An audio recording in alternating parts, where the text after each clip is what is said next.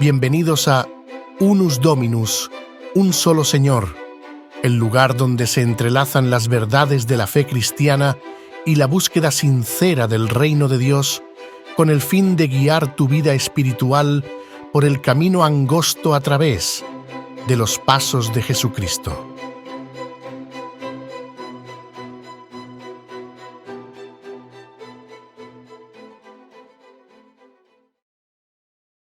Capítulo 1. De las Sagradas Escrituras. 1.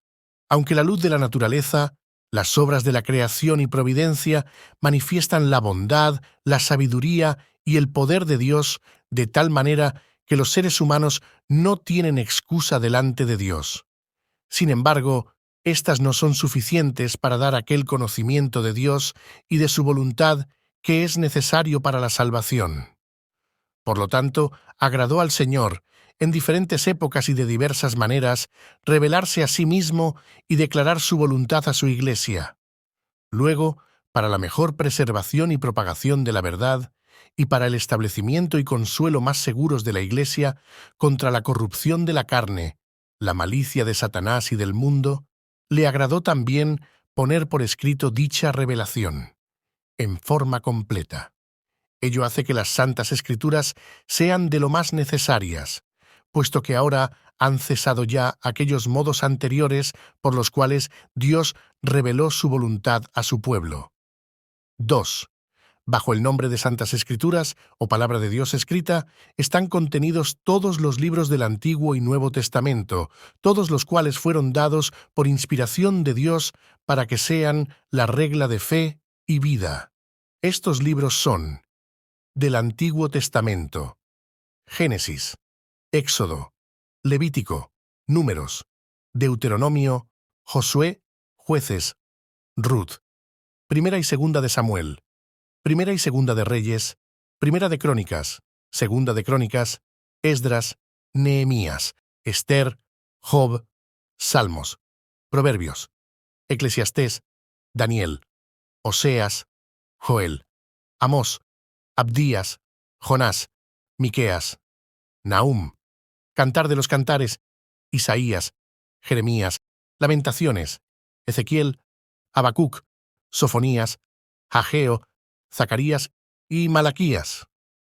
Del Nuevo Testamento, los Evangelios según Mateo, Marcos, Lucas y Juan, los Hechos de los Apóstoles, las Epístolas de Pablo a los Romanos, Primera y Segunda de Corintios, Gálatas, Efesios, Filipenses, Colosenses, Primera y Segunda de Tesalonicenses, Primera y Segunda de Timoteo, Tito, Filemón, la Epístola a los Hebreos, la Epístola de Santiago, la Primera y Segunda Epístola de Pedro, la Primera, Segunda y Tercera Epístola de Juan, la Epístola de Judas y el Apocalipsis de Juan. 3. Los libros comúnmente llamados apócrifos, no siendo de inspiración divina, no son parte del canon de la Biblia y, por tanto, no tienen autoridad en la Iglesia de Dios ni deben ser aprobados o usados de otra manera que como escritos humanos. 4.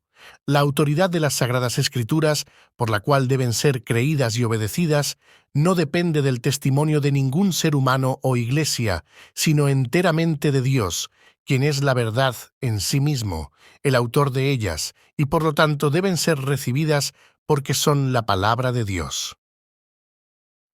5. El testimonio de la Iglesia puede movernos e inducirnos a tener una estimación alta y reverencial por las Santas Escrituras.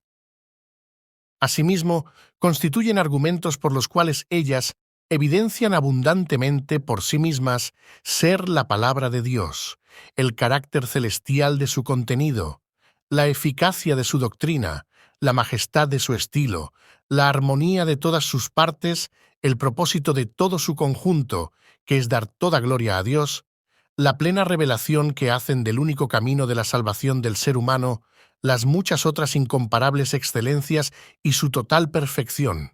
Sin embargo, nuestra completa persuasión y seguridad de su infalible verdad y de su autoridad divina proviene del Espíritu Santo que obra en nuestro interior, dando testimonio en nuestros corazones mediante la palabra y con la palabra. 6.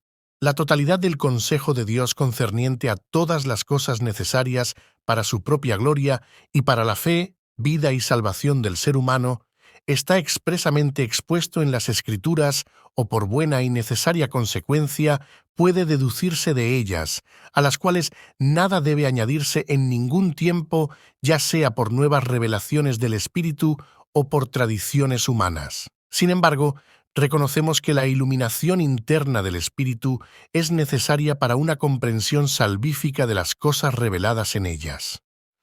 Reconocemos también que hay algunas circunstancias concernientes a la adoración de Dios y al gobierno de la Iglesia, comunes a todas las acciones y sociedades humanas, que deben ordenarse conforme a la luz de la naturaleza y la prudencia cristiana según las reglas generales de la palabra, las cuales siempre han de ser obedecidas. 7. Todas las cosas en las Escrituras no son igualmente evidentes en sí mismas, ni igualmente claras para todos. Sin embargo, todas aquellas cosas que son necesarias obedecer, creer y observar para la salvación están claramente propuestas y expuestas en uno u otro lugar de las Escrituras para que no solo los eruditos, sino también los que no lo son, lleguen a una comprensión suficiente de ella mediante el debido uso de los medios ordinarios. 8.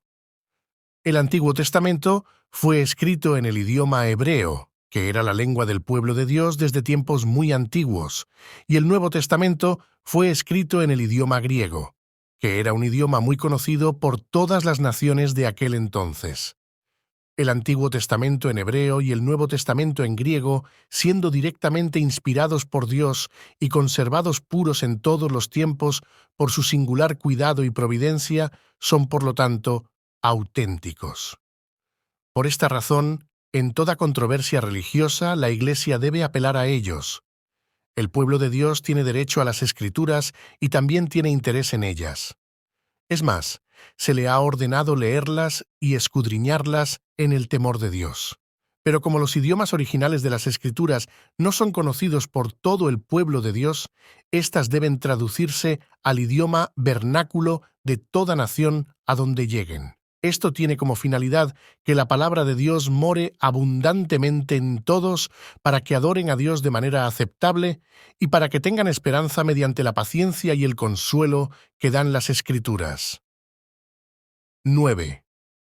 La regla infalible de la interpretación de la Escritura es la Escritura misma. Por tanto, cuando hay duda acerca del total y verdadero sentido de algún texto, el cual no es múltiple sino único, debe investigarse y entenderse mediante otras partes que hablen más claramente. 10. El Espíritu Santo, que habla en la Escritura y de cuya sentencia debemos depender, es el único juez supremo por quien deben decidirse todas las controversias religiosas y por quien deben examinarse todos los decretos de los concilios, las opiniones de los antiguos escritores, las doctrinas humanas y las opiniones individuales. Capítulo 2. De Dios y la Santa Trinidad. 1. Hay un solo Dios, vivo y verdadero, quien es infinito en su ser y perfección, un espíritu purísimo, invisible, sin cuerpo, partes o pasiones. Es inmutable, inmenso, eterno, incomprensible, todopoderoso, sapientísimo, santísimo, totalmente libre y absolutísimo. Hace todas las cosas según el consejo de su propia inmutable y justísima voluntad para su propia gloria. Es amorosísimo, benigno, misericordioso, paciente, abundante en bondad y verdad. Perdona la iniquidad, la transgresión y el pecado, y es galardonador de aquellos que le buscan diligentemente. Además, es justísimo y terrible en sus juicios, que detesta todo pecado, y que de ninguna manera declarará como inocente al culpable. 2. Dios tiene en sí mismo y por sí mismo toda vida, gloria, bondad y bienaventuranza. Él es el único todo suficiente, en y por sí mismo, no teniendo necesidad de ninguna de sus criaturas hechas por Él, ni derivando gloria alguna de ellas, sino que manifiesta su propia gloria en ellas, por ellas, hacia ellas y sobre ellas.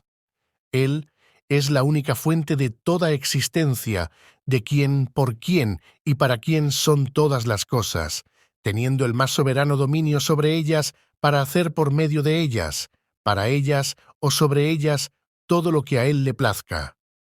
Todas las cosas están abiertas y manifiestas ante su vista. Su conocimiento es infinito, infalible, independiente de toda criatura de tal manera que para él nada es contingente o incierto. Él es santísimo en todos sus consejos, en todas sus obras y en todos sus mandamientos. A él son debidos toda adoración, servicio y obediencia que a él le place requerir de los ángeles, de los seres humanos y de toda criatura. 3. En la unidad de la divinidad hay tres personas, de una misma sustancia, poder y eternidad: Dios Padre, Dios Hijo y Dios Espíritu Santo. El Padre no es engendrado ni procede de nadie. El Hijo es eternamente engendrado del Padre y el Espíritu Santo procede eternamente del Padre y del Hijo.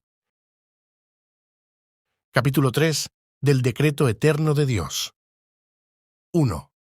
Dios, desde toda la eternidad, por el sapientísimo y santísimo consejo de su propia voluntad, ordenó libre e inmutablemente todo lo que acontece. Pero de tal manera que Él no es el autor del pecado, ni violenta la voluntad de las criaturas, ni quita la libertad o contingencia de las causas secundarias, sino que más bien las establece. 2.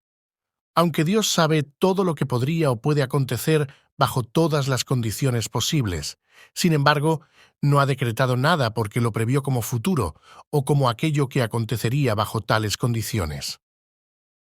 3. Por el decreto de Dios y para la manifestación de su gloria, algunos seres humanos y ángeles son predestinados y preordenados para vida eterna y otros para muerte eterna.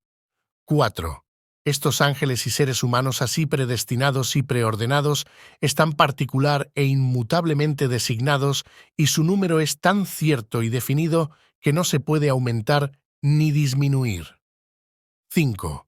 A aquellos de la humanidad que están predestinados para vida, Dios, según su eterno e inmutable propósito y el consejo secreto y beneplácito de su voluntad, los ha escogido en Cristo para gloria eterna, antes que fueran puestos los fundamentos del mundo, por su pura y libre gracia y amor, sin la previsión de la fe o buenas obras, o la perseverancia en ninguna de ellas, o de cualquier otra cosa que haya en las criaturas, como condiciones o causas que le muevan a ello, y todo para la alabanza de la gloria de su gracia.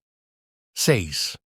Puesto que Dios ha designado a los elegidos para gloria, así también, por el eterno y más libre propósito de su voluntad, ha ordenado todos los medios para ello.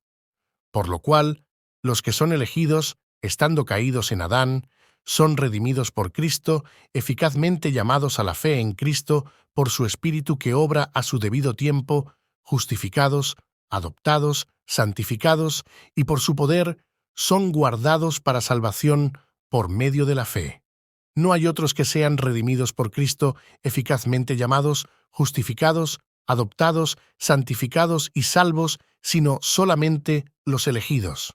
7. Al resto de la humanidad por su pecado, agradó a Dios pasarla por alto y destinarla a deshonra e ira, según el inescrutable consejo de su propia voluntad, por el cual extiende o retiene misericordia como a él le place, para la gloria de su poder soberano sobre las criaturas, para la alabanza de su gloriosa justicia. 8. La doctrina de este alto misterio de la predestinación debe tratarse con especial prudencia y cuidado, para que los seres humanos, al prestar atención a la voluntad de Dios, revelada en su palabra, y al rendir obediencia a ella, por la certeza de su vocación eficaz, estén seguros de su elección eterna. Así que esta doctrina debe ser motivo de alabanza, reverencia y admiración a Dios, y de humildad, diligencia y abundante consuelo a todos los que sinceramente obedecen el Evangelio.